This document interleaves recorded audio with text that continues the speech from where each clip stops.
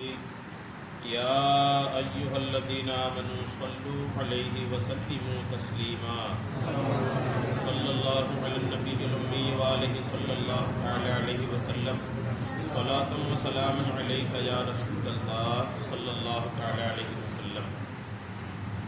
عن الزہری قال حدثتنی ہند بنت الحارث ان ام سلمى قالت استيقظ النبي صلی اللہ تعالی علیہ وسلم فقال سبحان اللہ ماذا انزل من الخزائن وماذا انزل من الفتنة من يوقظ صواحب الحجر يريد به ازواجه حتى يصلين رب قاسية في الدنيا عارية في الآخرة. اللہ تبارک و تعالیٰ کا لاکھ لاکھ شکر و احسان ہے کہ رب کی دی ہوئی توفیق سے ہم اور آپ قرآن پاک کے بعد سب سے معتبر کتاب بخاری شریف کے درس میں حاضر ہیں. اللہ تعالیٰ پیارے آقا علیہ السلام کی حدیثیں سننے سے زیادہ عمل کی توفیق عطا فرمائے. آج کے درس میں بخاری شریف کی کتاب الادب کی جو پہلی حدیث پاک ہے، اس حدیث پاک پر کل بھی کچھ باتیں ہم سب نے سننے کی سعادتیں حاصل کی تھی. حدیث پاک کا ترجمہ کچھ یوں ہے کہ آقا کریم علیہ السلام کی ازواج مطہرات میں سے ام سلمہ رضی اللہ تعالی عنہ کہتی ہیں کہ ایک رات کو آقا کریم علیہ السلام بیدار ہوئے اور بیدار ہو کر فرمایا کہ سبحان اللہ، کتنوں خزانے نازل ہو گئے اور کتنوں فتنے بھی نازل ہو گئے. یہ حجرہ والیوں کو، کمرے والیوں کو کون جگائیں گے؟ یہاں تک کہ یہ لوگ نماز پڑھیں. یہاں تک تو بات کل کے درس میں اس حدیث پاک کے سلسلے میں ہوئی تھی. اس حدیث پاک کا ایک ٹکڑا رہ گیا تھا جس میں اللہ کریم کے پیارے رسول علیہ السلام نے فرمایا رب قاسیۃ فی الدنیا عاریۃ فی الآخرہ. آقا کریم فرماتے ہیں کہ دنیا میں بہت سے کپڑے پہننے والیاں آخرت میں ننگی اٹھیں گی. یہ آخرت میں ننگے اٹھیں گی. آقا کریم نے فرمایا رب قاسیۃ فی الدنیا، بہت سارے کپڑے پہننے والیاں یا کپڑے پہننے والے دنیا میں، عاریۃ فی الآخرہ، جب آخرت کے دن اٹھیں گے نا، قیامت کے دن جب اٹھیں گے تو ننگے کپڑے اٹھیں گے، بنا کپڑے کا بدن ہوگا. قیامت کے دن کے تعلق سے آقا کریم علیہ السلام نے یہاں پر ارشاد فرمایا میدان قیامت میں جب اٹھیں گے لوگ اتنا تشویشناک ماحول ہوگا، اور میدان قیامت میں لوگ جب حاضر ہوں گے تو کیا اس کی حالت ہوگی، کس انداز سے اٹھیں گے. ایک تو اشارہ ہو گیا کہ کپڑے نہیں ہوں گے بدن میں. پہلے یہ یاد رکھیے گا کہ کپڑے نہیں ہونے کی روایتیں تو بہت ہیں. اس میں انبیاء کرام، اولیاء کرام، صحابہ کرام جو اللہ کے مقرب بندے ہیں ان کو تو الحمدللہ میدان قیامت میں کپڑا نصیب ہوگا. انبیاء، صحابہ اور اولیاء کے علاوہ عام لوگ جو آئیں گے قیامت کے دن ان کے بدن میں کپڑے نہیں ہوں گے.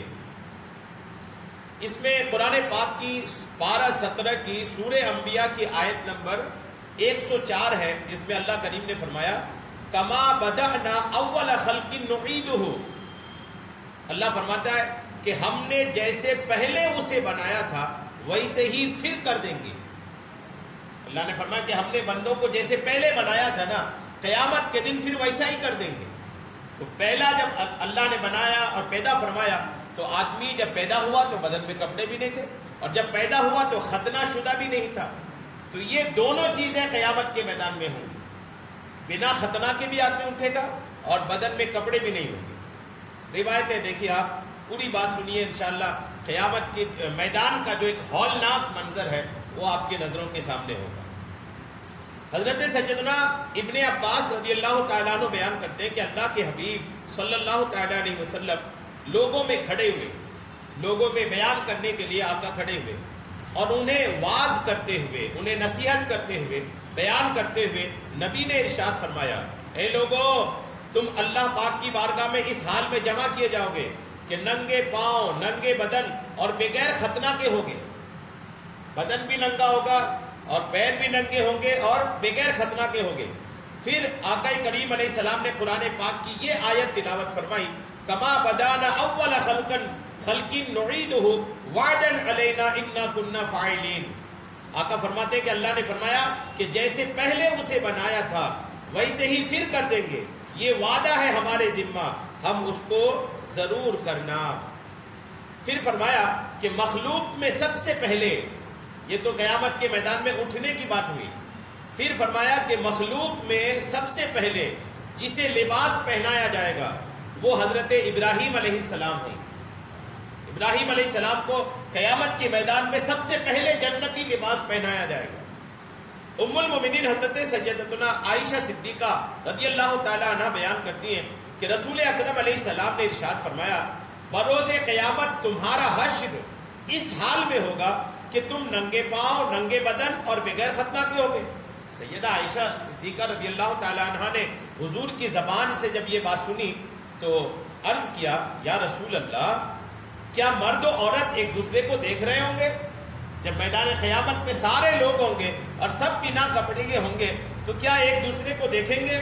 تو آقا کریم نے ارشاد فرمایا اے عائشہ، اس دن معاملہ اس سے کہیں زیادہ سخت ہوگا، لوگوں پر اتنی سختی ہوگی کہ کوئی کسی کو دیکھنے کی، کوئی کسی کو موقع ہی نہیں ہوگا، کوئی کسی کو دیکھنے کی زحمت ہمت نہیں کرے گا، نہ کسی کو کسی کی فکر ہوگی۔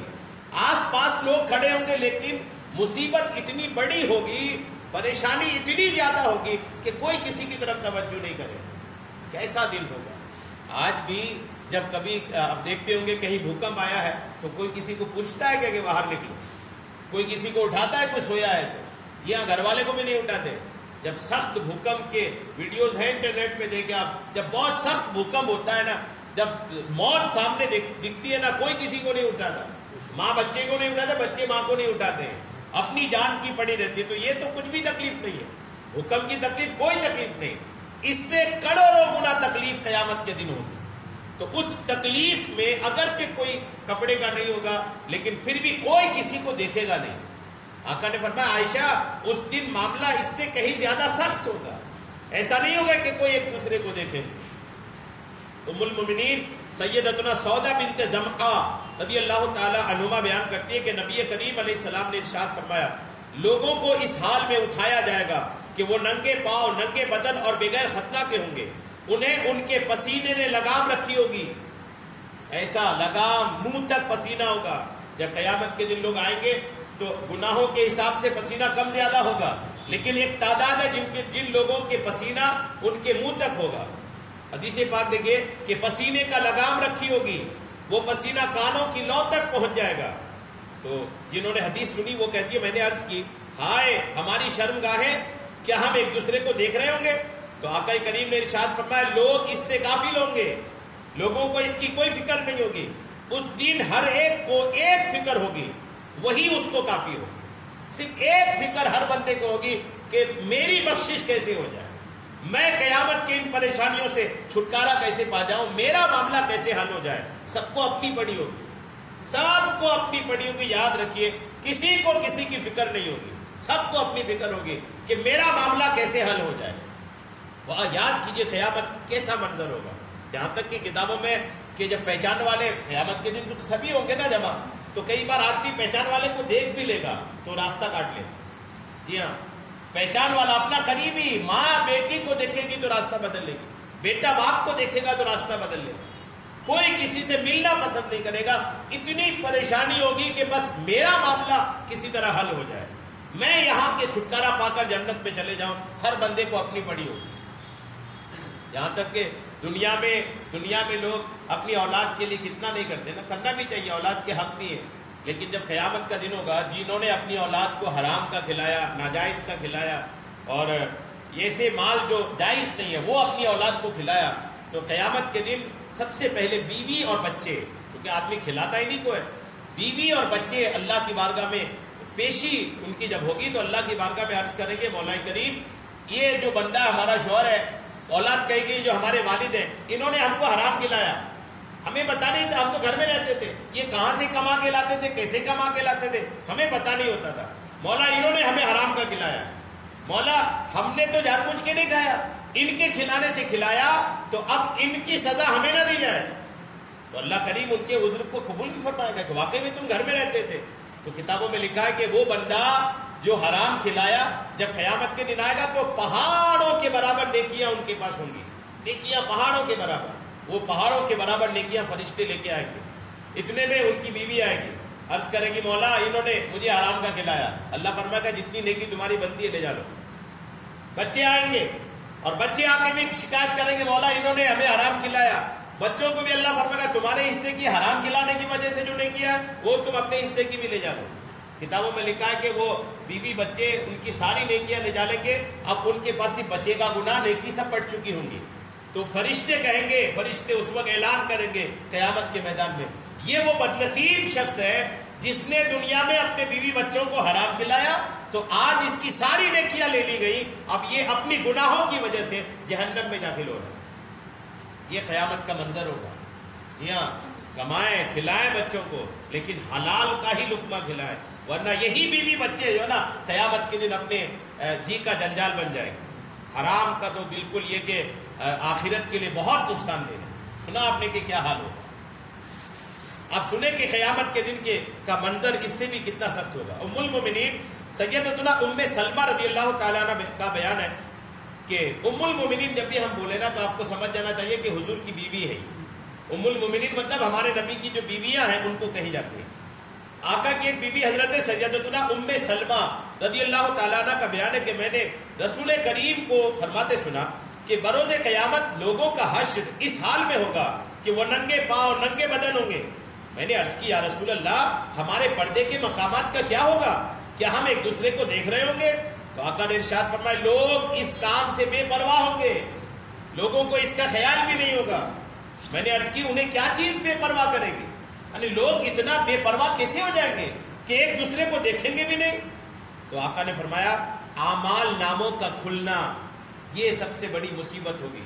اعمال نامے کھلیں گے جب ان کی جب کتاب ہوگی سامنے، کون سی کتاب؟ اعمال نامہ جس کتاب کو کہتے ہیں نا، اس کتاب میں آدمی کے بالغ ہونے سے لے کر مرنے تک جو کچھ کیا، جو کچھ کہا، جہاں گیا، جو بھی گناہ کیا، ہر گناہ، جو بات کیا، ہر بات اس نامہ اعمال میں لکھی ہوگی۔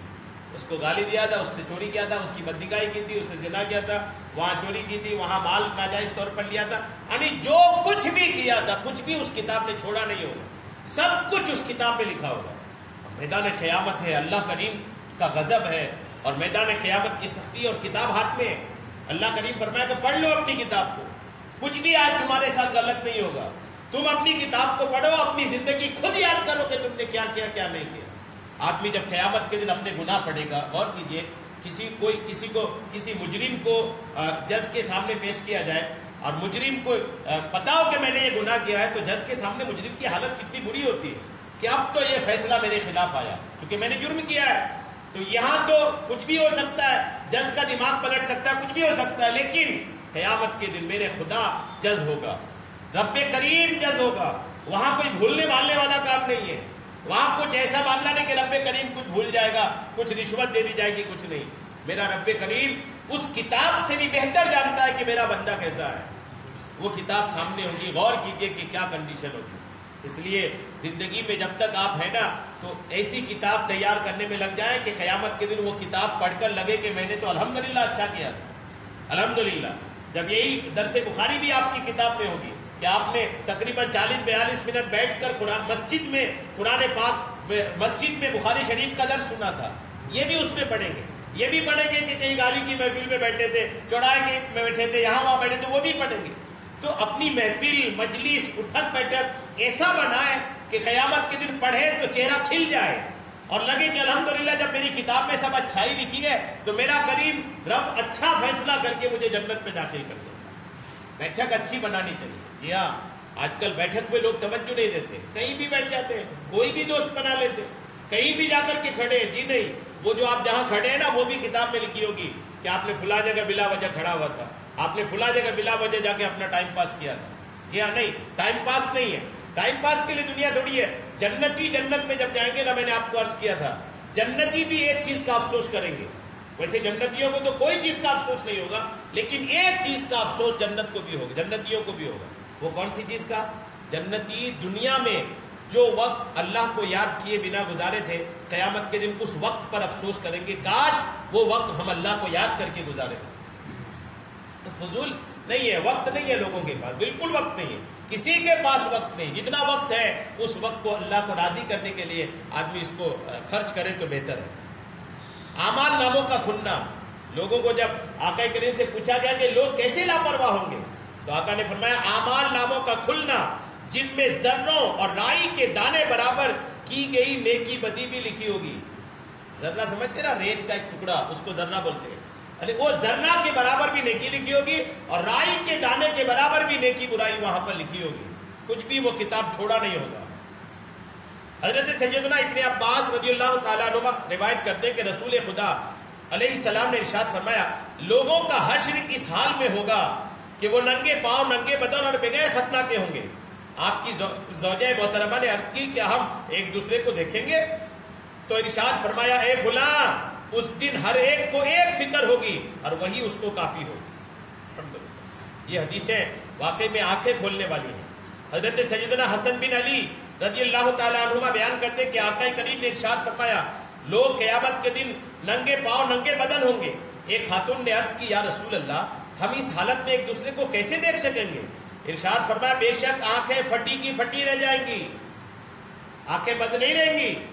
आका ने इस हदीस में क्या फरमाया कि आंखें फटी की फटी रह जाएंगी, आंखें खुली खुली की खुली रहेगी। हाय क्या होगा आज? फिर आप अपनी मुबारक निगाह आसमान की तरफ उठाएंगे। यानी लोगों की निगाह यूं, एक होता है ना हैरत से आदमी जैसे एक शौक हो जाता है, होता है ना कि आदमी शौक हो गया, क्या हो गया ये। बस बिल्कुल यही कंडीशन होगा कि आदमी इंतहाई शॉकिंग में वहां पर आंखें खोलकर एक मदहोश अंदाज में पड़ा रह जाएगा कि पता नहीं क्या हमारे साथ मामला दरपेश हो। अल्लाह करम फरमाए। तो ये तो आपने सुना कि ये हालात होंगे, लेकिन ये शुरू में जो मैंने आपको अर्ज किया कि तमाम लोगों के साथ ये नहीं होंगे। कुछ लोग ऐसे होंगे जिनको कपड़े नसीब होंगे, लेकिन एक बड़ी तादाद ऐसी होगी जिनको क़यामत के दिन कपड़ा नसीब नहीं होगा। अल्लाह करम फरमाए। ये एक हदीस पाक इस पर और सुन लें। हजरत सैयदना अबू हुरैरा का बयान है कि रसूलुल्लाह सल्लल्लाहु अलैहि वसल्लम ने इरशाद फरमाया, 3 गिरोहों की सूरत में लोगों का हश्र होगा। क़यामत के दिन लोग 3 जमात की शक्ल में होंगे। एक रगबत रखने वालों और डरने वालों का, दूसरा गिरोह उन लोगों का जो ऊंटों पर 2, 3, 4 और 10 तक सवार होंगे। बाकी तीसरे गिरोह को आग इकट्ठा करेंगे। जहां वो लोग दिन गुजारेंगे आग उनके साथ दिन गुजारेगी, और जहां रात गुजारेंगे आग उनके साथ रात गुजारेगी। अपने अपने कब्रों से जब जाएंगे ना, तो 3 तरह के लोग, कुछ लोग ऐसे होंगे कि ऐसे लोग होंगे कि वो ऊंटों पर कभी 2 लोग, कभी 3 लोग, 4 लोग, 10 लोग बैठे जाएंगे। और कुछ लोग ऐसे होंगे कि वो आग उनको हकाल कर लेके जाएगी। आग कब्रों से भी शुरू हो जाएगा मामला। कुफार मुशरिकीन के साथ तो यही होगा।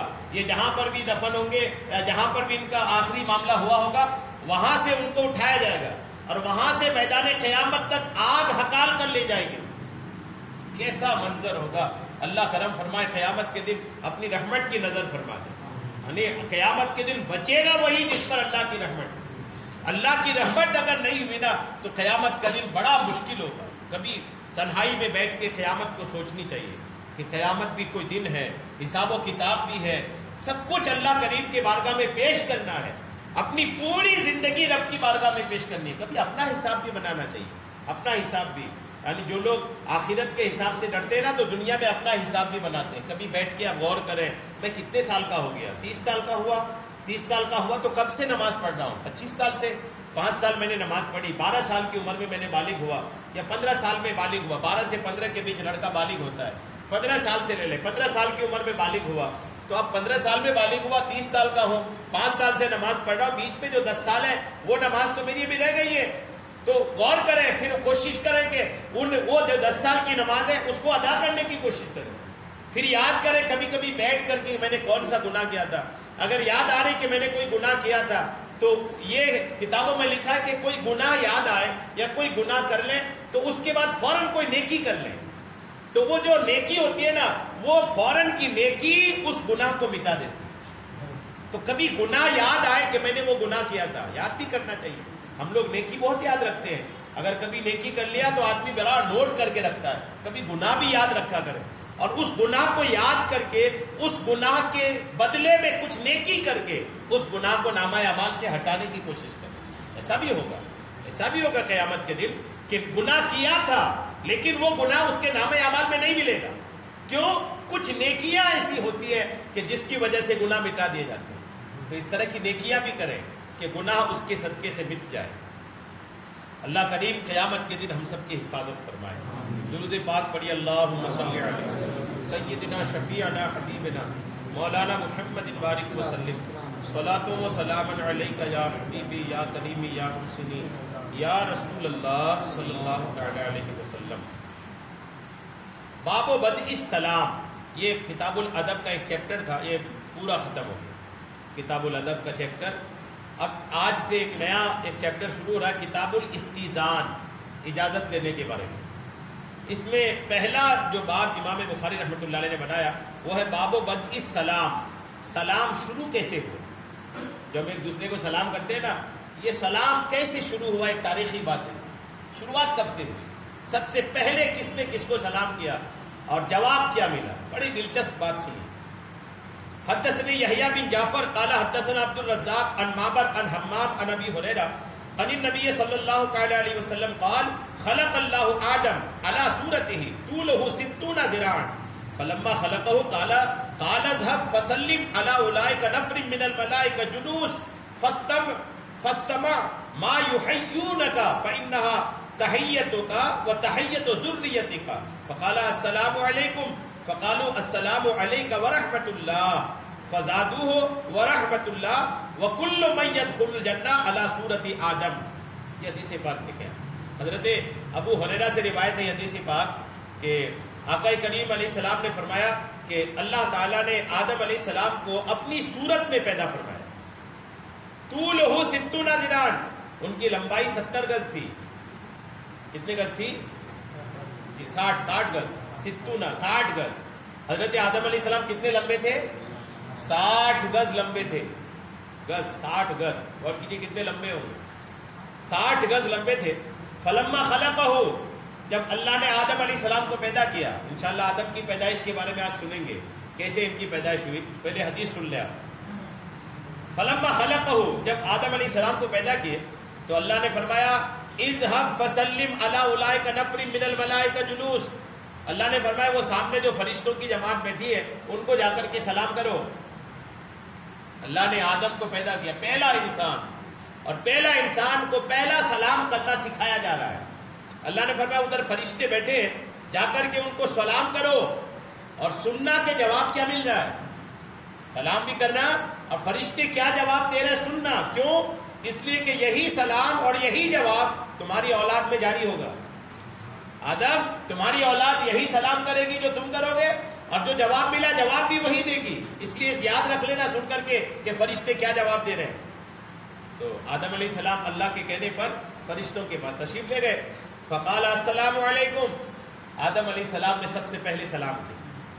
سب سے پہلے سلام آدم نے کیا، اور کن کو کیا؟ فرشتوں کو۔ سلام کرنی چاہیے۔ آج ہم لوگ سلام سے بھی بہت کنجوس ہے، ہر آدمی سوچتا ہے سامنے والا مجھے سلام کرے۔ جی ہاں، عموماً لوگوں کی یہ سوچ ہے۔ سلام میں پہل کرنی چاہیے، کتابوں میں لکھا ہے کہ سلام میں پہل کرنے والا جنت میں پہلے جائے گا۔ ایک حدیث پاک میں اکثر آپ کو سنایا کرتا ہوں، آپ پھر سن لیں آج یادداشت کے لیے۔ ایک دن اکثر ایسا ہوتا تھا کہ حضرت عمر فاروق اعظم حضرت ابوبکر صدیق کو پہلے سلام کرتے تھے، اکثر ایسے ہی ہوتا تھا۔ اکثر ایک دن یوں ہوا کہ حضرت عمر فاروق اعظم سے ملاقات ہوئی لیکن انہوں نے سلام نہیں کیا۔ صدیق اکبر نوٹ کیے اس بات کو، انہوں نے سلام نہیں کیا۔ آقا کریم سے شکایت کی، آج عمر سے ملاقات ہوئی، انہوں نے سلام نہیں کیا۔ حضرت عمر کی پیشی ہوئی، آقا کریم نے پوچھا سلام کا پہلے سلام کیوں نہیں کیے؟ انہوں نے کہا یا رسول اللہ، میں نے آج ہی آپ سے سنا ہے کہ جو پہلے سلام کرے گا وہ پہلے جنت میں جائے گا، تو میں چاہتا تھا، ہمیشہ میں پہلے سلام کرتا تھا، تو میں چاہتا ہوں کہ مجھ سے پہلے صدیق جنت میں جائے، وہ پہلے سلام کرے۔ میں نے ان کو موقع دیا تھا، میں نے ان کو موقع دیا، پہلے میں نے نہیں کیا، تاکہ میں پہلے جنت میں نہیں ہوں، پہلے آقا آپ کا جو صدیق ہے وہ پہلے جنت میں جائے، اس کے بعد میں جاؤں۔ کیسی محبت کرتے تھے آپس میں وہ لوگ۔ تو جو پہلے سلام کرے گا وہ جنت میں پہلے جائے گا۔ اس کے بعد بھی لوگ یہاں یہ نیت نہیں کہ وہ سلام کرے گا وہ پہلے جنت میں جائے، یہاں تو بخار ادھار نہ دے تو جنت کوئی پہلے کسی کو دے دے گا۔ تو یہاں یہ ارادہ رہتا ہے کہ مجھے سلام ہی نہیں کرنا ہے، زبان سے نکلتا نہیں سلام، ایسا نہیں ہونی چاہیے۔ بڑے بھی ہیں تو چھوٹے کو سلام کریں، گھر میں جائے گھر والوں کو سلام کریں، گھر میں جیسی داخل ہو سلام کریں اور 3 بار سورہ اخلاص پڑھیں۔ یہ بہت پیارا عمل آپ کو عرض کروں، بات آ گئی تو گھر میں داخل ہو، گھر میں کوئی ہو یا نہ ہو، جی ہاں اسلام یہ بھی کہتا ہے، اسلام تو یہ بھی کہتا ہے گھر میں کوئی نہیں ہے نا، پھر بھی سلام کریں، کیونکہ ہر مومن کے گھر میں فرشتے رہتے ہیں، اچھے جنات رہتے ہیں، تو وہ ان کو سلام کریں۔ اگر وہ بھی نہیں ہے تو کم سے کم یہ توجہ رکھیں کہ میں اپنے آقا کو سلام کر رہا ہوں، اور گھر میں داخل ہو کر کے سلام کریں، کوئی ہو تو بھی نہ ہو تو بھی۔ اور عمل یہ ہے کہ آدمی گھر میں داخل ہو کر سلام کرے، اور سلام کر کر 3 بار سورہ اخلاص پڑھے، تو اللہ تعالیٰ اس گھر سے غریبی کو دور فرما دیتا ہے، رزق میں برکت ہوتی ہے۔ تو یہ بھی عمل جاری کر لیں۔ تو سلام بہرحال کریں۔ پہلا سلام حضرت آدم علیہ السلام نے فرشتوں کو کیا تھا، تو فرشتوں کو جب سلام کیا آدم علیہ السلام نے کیا کہا؟ السلام علیکم۔ تو فرشتوں نے کیا جواب دیا؟ دیکھیں، وقالوا السلام علیکم ورحمۃ اللہ، یعنی انہوں نے وعلیکم السلام ورحمۃ اللہ، یہ رحمت اللہ کو بڑھایا انہوں نے۔ فزادوہ رحمۃ اللہ، تو فرشتوں نے رحمت اللہ زیادہ بڑھایا۔ السلام علیکم تو آدم علیہ السلام نے بھی کہا تھا، لیکن فرشتوں نے کیا جواب میں سلام بھی کیا اور اللہ کی رحمت کی دعا بھی کی۔ وَكُلُّ مَن يَدْخُلُ الْجَنَّةَ، اس حدیث پاک کا دوسرا حصہ دیکھیے، جو کوئی بھی جنت میں داخل ہوگا، جو کوئی بھی جنت میں داخل ہوگا، اعلیٰ صورت آدم، آدم کی شکل پر جنت میں داخل ہوگا، 60 گز لمبا ہوگا۔ کتنا گز لمبا ہوگا؟ دنیا میں جیسی بھی ہائٹ رہی، آدمی اگر جنت میں جائے گا تو 60 گز لمبا ہوگا، شکل صورت وہی ہوگی، اپنی شکل ہوگی، شکل بدلے گی نہیں، شکل اپنی ہی ہوگی، لیکن اسی شکل کو موڈیفائی کر کے اللہ کریم 60 گز لمبا کر کے، اور 60 گز لمبا آدمی جنت میں داخل ہوگا۔ یعنی اللہ کی قدرت دیکھیے، شکل یہی ہوگی، لیکن اس میں اتنی خوبصورتی اللہ کریم بھر دے گا کہ الحمدللہ ہر جنتی نہایت خوبصورت ہوگا، نہایت خوبصورت۔ جو جنتی عورتیں ہوں گی جو جنت میں داخل ہوں گی، وہ بھی حور سے زیادہ خوبصورت ہوں گی، شکل وہی ہوگی۔ اللہ کریم کی طاقت دیکھیے، قدرت دیکھیے، شکل میں کوئی تبدیلی نہیں ہے، اسی شکل و صورت میں اتنی خوبصورتی اللہ کریم عطا فرما دے گا کہ انسان کی وہ عورتیں جو جنت میں جائیں گی وہ جنت کی حوروں سے زیادہ خوبصورت ہوں گی۔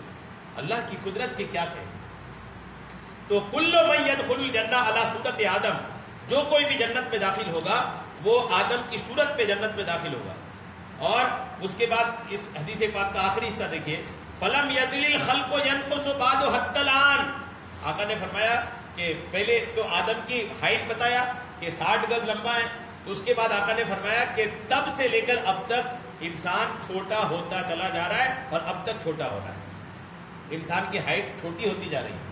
سب سے پہلے 60 گز، اب یہ تب سے چھوٹی ہی ہو رہی ہے، اور قیامت تک یہ چھوٹی ہی ہوتی چلی جائے گی، اب جتنا بھی چھوٹا ہو قیامت آنے تک۔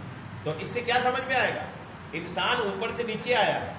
اسکولوں میں جو عموماً پڑھایا جاتا ہے انسان پہلے بندر تھا، ترقی کرتے کرتے اوپر گیا، وہ اتہاس کی سب سے بڑی جھوٹ ہے، سب سے بڑی جھوٹ ہے۔ اسکول میں پڑھنے والوں کو یاد رکھنا چاہیے، شاید دنیا نے اتنی بڑی جھوٹ نہ بولا ہوگا جتنی بڑی جھوٹ یہ ہے کہ پہلے انسان بندر تھا، اس کے بعد ترقی کرتے کرتے کرتے انسان بن گیا۔ عجیب صورتحال ہے۔ سب سے پہلے اگر بندر ہو تو آدم علیہ السلام کو کیا کہیں گے؟ معاذ اللہ آدم علیہ السلام بندر تھے، ایسا مانا جائے؟ ہرگز نہیں۔ آدم علیہ السلام انسان تھے، تب تو ان کی اولاد انسان ہے۔ جی ہاں، انسان پہلے کوئی بندر نہیں تھا، انسان پہلے ترقی میں تھا، اب چھوٹا ہو گیا ہے۔ انسان پہلے اور پاورفل تھا۔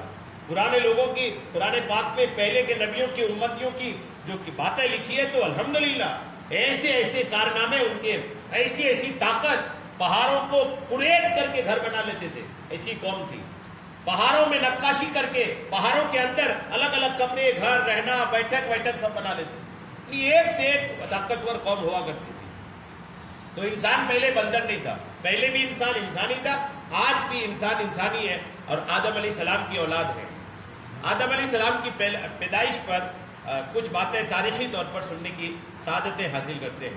سنیے کہ آدم علیہ السلام کی پیدائش کیسے ہوئی۔ کئی بار آپ سنے ہوں گے لیکن کچھ نئی باتیں آئیں گی انشاءاللہ۔ حضرت عبداللہ ابن مسعود رضی اللہ تعالیٰ عنہ سے روایت ہے کہ فرشتوں سے مشورہ فرمانے کے بعد آدم علیہ السلام کی جب پیدائش کی باری آئی نا، تو اللہ نے پہلے فرشتوں سے مشورہ کیا تھا، پیدا کرنا ہے۔ تو اس کے بعد اللہ تعالیٰ نے حضرت جبریل کو زمین کی طرف بھیجا۔ آدم کی پیدائش سے پہلے زمین بن گئی تھی، جی ہاں زمین بن گئی تھی، اس لیے بنی تھی کہ زمین پر جنات تھے نا۔ آدم کی پیدائش سے پہلے، انسان کی پیدائش سے پہلے جنات پیدا ہو چکے تھے۔ جنات انسان سے پہلے کی پیداوار ہے اور زمین پر رہتے تھے۔ تو اللہ نے جبریل کو بھیجا، جبریل جاؤ زمین سے مٹی لے کر آؤ۔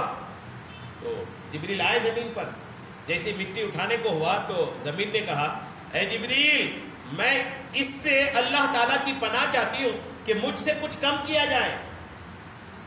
میں پناہ چاہتی ہوں مجھ سے نہ لے جائیں آپ مٹی, یا میری کوئی چیز خراب کی جائے. حضرت جبریل نے جب یہ سنا تو مٹی لیے بغیر واپس لوٹ آئے, واپس چلے گئے, مٹی لے گئے نہیں. اور عرض کی اے میرے رب کریم, زمین نے تیری پناہ طلب کی تو میں نے اسے تیری پناہ دے دی, نہیں لے آیا مٹی. جبریل تھے نا, جبریل تو جو بڑا ہوتا ہے وہ بڑا ہی ہوتا ہے. پھر اللہ تعالیٰ نے حضرت میکائیل علیہ السلام کو بھیجا تو ان سے بھی زمین نے وہی جواب دیا, تو انہوں نے بھی پناہ دے دی اور لوٹ کر اللہ کی بارگاہ میں خالی ہاتھ چلے گئے. عرض کی کہ وہی عرض کی جو حضرت جبریل نے کی تھی. پھر اللہ تعالیٰ نے ملک الموت حضرت اسرائیل علیہ السلام کو بھیجا. ملک الموت, موت کا جو فرشتہ ہے جو روح قبض کرتا ہے, اس کو ملک الموت کہتے ہیں. نام ان کا اسرائیل ہے. اسرائیل علیہ السلام کو بھیجا.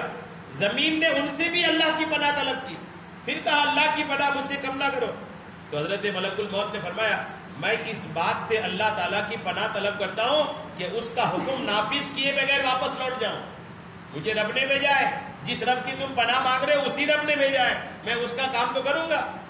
چنانچہ انہوں نے سطح زمین سے مٹی لے لی, الگ الگ جگہوں سے مٹی لی, اور پوری روئے زمین سے مختلف رنگ اور مختلف صفات کی حامل مٹی کی ایک مٹھی برابر مقدار جمع فرمائی گئی. پوری روئے زمین سے, کوئی ایک جگہ کی مٹی نہیں اٹھائی گئی, الگ الگ جگہ سے الگ الگ طرح کی, الگ الگ تاثیر والی, الگ الگ رنگ والی زمین مٹی اٹھائی. اور جب الگ الگ دنیا بھر کی رنگ اور الگ الگ طرح کی مٹی اٹھائی گئی نا, اور اس سے انسان کی پیدائش ہوئی. اسی لیے انسانوں کی الگ الگ تاثیر, کوئی لمبا ہے, کوئی ناٹا ہے, کوئی گورا ہے, کوئی کالا ہے, کوئی بھورا ہے, الگ الگ قسم کے ہے نا. تو یہ سارا کچھ جو ہے نا وہ اسی مٹی کی تاثیر ہے. جی ہاں, اسی مٹی کی. جس مٹی کو جہاں جیسے مل گئی. ملکوں کا بھی معاملہ ہے. چین ہمارا پڑوسی ہی ہے, لیکن چین کی شکل و صورت دیکھیے. چین تو پڑوسی ہے نا, انڈیا سے لگا ہوا ہے, لیکن چین والوں کی شکل و صورت عجیب و غریب ہے, انڈیا کی الگ ہے. نیپال انڈیا سے لگا ہے, وہاں کی شکل و صورت الگ ہے. تو یہ جس علاقے کو جیسی مٹی مل گئی اس علاقے کے لوگ ویسے ہی بنتے چلے گئے. اسی وجہ سے انسانوں کی صورت, سیرت, نفسیات اور طبیعت بھی الگ الگ ہے. جیسی مٹی کی قسم ہوئی ویسے ہی اس کی تاثیر ہوتی چلی گئی. حضرت ابو موسیٰ اشعری رضی اللہ تعالیٰ عنہ سے روایت ہے کہ نبی کریم علیہ السلام نے ارشاد فرمایا اللہ تعالیٰ نے حضرت آدم علیہ السلام کو مٹی کی ایک مٹھی سے پیدا کیا ہے, جسے اس نے تمام روئے زمین سے لیا. لہذا اولاد آدم زمین کے اندازے کے مطابق آئی, یعنی الگ الگ شکل و صورت ہے. حضرت آدم علیہ السلام کی مٹی کو مکہ اور طائف کے درمیان مقام نعمان میں رکھا گیا. جو مٹی اٹھائی گئی اس مٹی کو مکہ شریف میں, مکہ اور طائف کے بیچ ایک جگہ ہے مقام نعمان, اس جگہ پر اس مٹی کو رکھا گیا. اور مختلف مراحل سے گزار کر, الگ الگ اسٹیپ سے گزار کر کے جب اس مٹی میں انسانی صورت قبول کرنے کی صلاحیت پیدا ہو گئی, اسٹیچو بنا, پوری ایک اسٹیچو بنی حضرت آدم علیہ السلام کی, مجسمہ بنا آدم علیہ السلام کی, اور اس میں الگ الگ اس کے اسٹیپ ہوئے. اس کے بعد جب وہ انسان بننے کے قابل ہو گیا تو اسے جنت پہ لے جایا گیا. یعنی ساری تیاری زمین پہ ہی ہوئی تھی, اسٹیچو پورا زمین پر بنی, اس کے بعد اس کو اٹھا کر کے جنت پہ لے جایا گیا, اور جنت میں لے جا کر حضرت آدم علیہ السلام کی شکل بنائی گئی. بعض روایت میں یہ بھی ہے کہ حضرت آدم علیہ السلام کی مبارک صورت زمین پر بنائی گئی, پھر اسے جنت میں لے جایا گیا جہاں ان میں روح ڈالی گئی. جب آدم علیہ السلام کی بدن میں روح ڈالی گئی تھی نا, تب اس کو جنت میں لے جایا جا چکا تھا. اللہ تعالیٰ نے حضرت آدم علیہ السلام کی تخلیق خاص اپنے دستے قدرت سے فرمائی. جیسا کہ ابلیس کے سجدہ نہ کرنے پر اللہ تعالیٰ نے فرمایا اے ابلیس تجھے کس چیز نے روکا کہ تو اسے سجدہ نہ کرے جسے میں نے اپنے ہاتھوں سے بنایا. یعنی میں نے اپنے ہاتھوں سے بنایا اور تم نے اسے سجدہ نہیں کیا, کس چیز نے تمہیں سجدہ کرنے سے روکا. حدیث پاک میں یہ بھی آپ نے سنا کہ جنت میں جو بھی جائے گا وہ حضرت آدم علیہ السلام کی صورت پر ہوگا اور اس کا قد 60 گز ہوگا. پھر حضرت آدم علیہ السلام کے بعد اب تک مخلوق کی قد و قامت میں کمی ہو رہی ہے. حضرت انس رضی اللہ تعالیٰ عنہ سے روایت ہے حضور پنور صلی اللہ تعالیٰ علیہ وسلم نے ارشاد فرمایا جب اللہ تعالیٰ نے حضرت آدم علیہ السلام کی جنت میں صورت بنائی تو جب تک اسی حالت میں رکھنا چاہا تو انہیں چھوڑے رکھا. ابلیس ان کے آس پاس گردش کرنے لگا. آدم علیہ السلام کی صورت بنائے جنت میں رکھی ہوئی تھی. ابلیس آیا اور آدم علیہ السلام کے آس پاس، آدم علیہ السلام کے مجسمے کے آس پاس گھومنے لگا، اور وہ دیکھتا تھا کہ کیا چیز ہے. ابلیس دیکھ رہا تھا کہ یار کیا چیز ہے، یہ کیا بن رہا ہے. تو جب اس نے انہیں خالی پیٹ دیکھا تو سمجھ گیا کہ یہ ایسی مخلوق پیدا کی گئی ہے جو اپنے اوپر قابو نہ رکھے گی. یعنی پیٹ دیکھا اور پیٹ کو خالی دیکھا کہ اس کے پیٹ کے اندر خالی ہے، پیٹ اس کا خالی ہے. تو ابلیس سمجھ گیا کہ یہ ایسی مخلوق پیدا ہوگی جو اپنے آپ پر کنٹرول نہیں رکھ پائے گی. ہے نا وہی آدمی سوچتا ہے کہ یار یہاں بیٹھے آپ کئی سوچ رہے ہوں گے کہ نہیں یار اچھا ہے، نیک بن جانا چاہیے. کئی بار تقریر سنتے ہیں، بیان سنتے ہیں تو لگتا ہے کہ نہیں یار سدھر جانا چاہیے، لیکن جیسے نکلتے ہیں پھر وہ جو قابو اپنے پاس مسجد کے اندر تھا وہ قابو نکلتے ہی چھوٹ جاتا ہے، پھر آدمی جس کا تس ہو جاتا ہے. مسلم شریف کی ایک روایت میں کہ اللہ تعالیٰ نے حضرت آدم علیہ السلام کو مخلوق کے آخر میں جمعہ کے دن عصر کے بعد دن کی آخری گھڑی میں عصر سے لے کر رات تک کے درمیان پیدا فرمایا. آدم علیہ السلام کی پیدائش کا وقت جمعہ کا دن تھا، اور عصر کے بعد سورج ڈوبنے سے پہلے پہلے کا وقت جو ہے اس وقت آدم علیہ السلام کی مکمل ایک جو آخری مرحلہ تھا روح ڈال کر کے اس کے اندر زندگی پھونکنا، یہ اس وقت ہوا. حضرت ابو ہریرہ رضی اللہ تعالی عنہ سے روایت ہے کہ حضور علیہ السلام نے ارشاد فرمایا بہترین دن جس میں سورج نکلے جمعہ کا دن، سب سے بہتر دن ہفتے میں جمعہ کا دن. اسی دن آدم علیہ السلام کو پیدا کیا گیا، اسی دن انہیں جنت سے زمین پر اتارا گیا، اسی دن ان کی توبہ قبول فرمائے گی، اور اسی دن آدم علیہ السلام کی وفات ہوئی، اور اسی دن یعنی جمعہ ہی کے دن قیامت قائم ہوئی. قیامت ہی کے دن جمعہ جو ہے نا یہ قیامت کا بھی دن ہے، قیامت بھی جمعہ کو قائم ہے. حضرت انس ابن مالک رضی اللہ تعالیٰ عنہ سے روایت ہے رسول اکرم علیہ السلام نے ارشاد فرمایا جب اللہ تعالیٰ نے حضرت آدم علیہ السلام میں روح ڈالی، جب سارا کچھ ہو گیا اور آدم علیہ السلام کے بدن میں روح کو ڈالی گئی اور روح ان کے سر تک پہنچی، روح جیسے سر تک پہنچی تو انہیں چھینک آئی. چھینک سب سے پہلے آدم علیہ السلام کو آئی، یاد رکھنا چاہیے. سب سے پہلے چھینک کن کو آئی؟ آدم علیہ السلام کو. اور بھی کب؟ جب پہلی بار ان کو بدن میں روح ڈالی گئی، چھینک آئی تو آدم علیہ السلام نے کہا الحمدللہ رب العالمین. جب چھینک آئے تو یہ پڑھنا چاہیے، چھینک جیسے آئے تو الحمدللہ رب العالمین پڑھے. تو اللہ تبارک و تعالیٰ نے جیسے انہوں نے چھینک میں الحمدللہ پڑھا نا تو اللہ تعالیٰ نے ان سے فرمایا یرحمک اللہ. یہ جواب چھینک کا جواب. اگر کوئی چھینکے انہوں نے پڑھا الحمدللہ، جنہوں نے چھینک سنی اور الحمدللہ سنی ان پر ضروری ہے کہ وہ جواب میں یرحمک اللہ کہیں. اور یہ طریقہ آدم علیہ السلام اور اللہ کریم کا ہے. آدم علیہ السلام الحمدللہ پڑھے اور اللہ کریم نے جواب میں یرحمک اللہ کہا. جی ہاں یہ ضروری ہے، یہ کرنا چاہیے اس کو. یہاں تک کہ ایک حدیث پاک مجھے یاد ہے بخاری شریف کی ہی ہے، اسی پیج کی ہے کہ دو آدمی کئی لوگ آقا کریم کے پاس بیٹھے تھے. ایک آدمی نے چھینکا، آقا نے جواب دیا. ایک نے چھینکا، آقا نے جواب نہیں دیا. جو لوگ بیٹھے تھے انہوں نے پوچھا یا رسول اللہ آپ نے ایک چھینک کے جواب دیا اور ایک کا جواب نہیں دیا. تو آقا کریم نے فرمایا کہ ایک نے الحمدللہ کہا اور دوسرے نے الحمدللہ نہیں کہا. تو جس نے الحمدللہ کہا میں نے اس کی چھینک کا جواب دیا، اور جس نے الحمدللہ نہیں کہا میں نے اس کی چھینک کا جواب نہیں دیا. اس طرح کی بھی روایتیں ہیں. یہاں تک کہ مالک بن دینار ایک بزرگ ہیں، یہ سمندر کے کنارے بیٹھے تھے، سمندر کے کنارے بیٹھے ہیں اور ایک آدمی کشتی پر بیٹھا اور چھینکا اور الحمدللہ کہا اور اس کی کشتی چل پڑی. اب یہ جواب نہیں دے پایا، جواب بھی اتنی زور سے ہونا کہ سامنے والا سن سکے. اب کشتی چل گئی. اب یہ مالک بن دینار نے ان کے پاس دیکھے جیب تلاشا، دیکھا 2 دینار ہے ان کے پاس. انہوں نے 2 دینار ایک کشتی ہائر کی، ایک کشتی کا کرائے سے کیا اور 2 دینار اس کو دیا کہ جلدی سے اس کشتی کو پکڑو. اس کشتی کو پکڑے اور اس کے پاس جا کر جس نے چھینکا تھا نا اس کے پاس جا کر کے کہا یرحمک اللہ. یعنی صرف چھینک کی جواب کے لیے 2 دینار سے کشتی کو ہائر کیا اور جا کر کے جواب دے کر گیا. اہمیت ہوگی کچھ تو تب تو ہے نا. تو 2 چیزیں جو عموماً انسان کرتے ہیں، چھینک اور دوسرا جمائی. تو چھینک اور جمائی میں یہ ہے کہ چھینک اللہ کو پسند ہے اور جمائی اللہ کو پسند نہیں ہے. یہاں تک کہ کہا گیا کہ جمائی سب سے پہلے شیطان نے لیا تھا. اور اسی بخاری شریف کی حدیث سے کہا گیا کہ جب جمائی لینا پہلی تو کوشش کرے کہ جمائی کو روکے نہ آئے.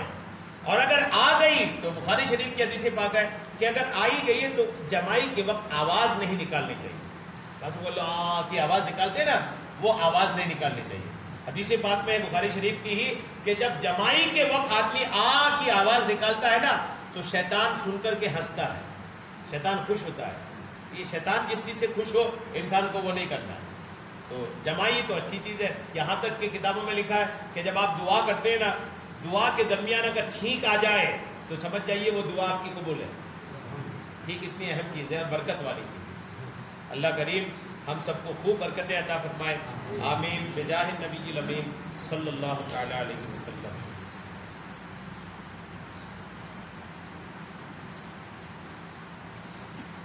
قال اللہ تبارک و تعالی فی شان حبیبہ الکریم ان اللہ وملائکتہ یصلون علی النبی یا ایہا الذین آمنوا صلوا علیہ وسلموا تسلیما. صلی اللہ علی النبی الأمی وآلہ صلی اللہ تعالی علیہ وسلم. صلاۃ و سلام علیک یا رسول اللہ. سبحان ربک رب العزۃ عما یصفون وسلام علی المرسلین والحمد للہ رب العالمین.